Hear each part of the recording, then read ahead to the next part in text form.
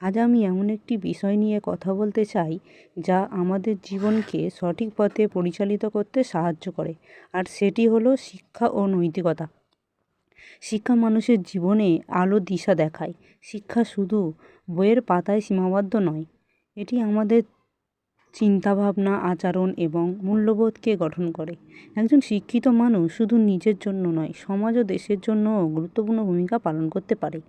কিন্তু শুধু শিক্ষিত হলেই চলবে না, আমাদের নৈতিক শিক্ষাও গ্রহণ করতে হবে।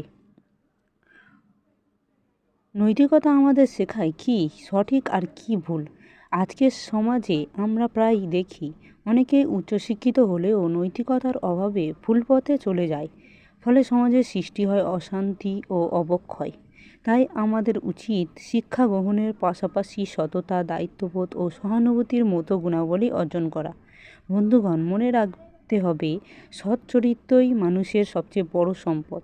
আমরা যদি ছোটবেলা থেকেই সত্য কথা বলি, অন্যকে সম্মান করা এবং নিজের দায়িত্ব ঠিকভাবে পালন করার অভ্যাস গড়ে তুলি, তাহলে ভবিষ্যতে আমরা একজন ভালো মানুষ হিসেবে গড়ে উঠতে পারব। শেষে আমি বলতে চাই, আসুন আমরা সবাই শিক্ষা অর্জনের পাশাপাশি নৈতিকতার চর্চা করি এবং একটি সুন্দর, শান্তিপূর্ণ সমাজ গড়ে তুলি। আপনাদের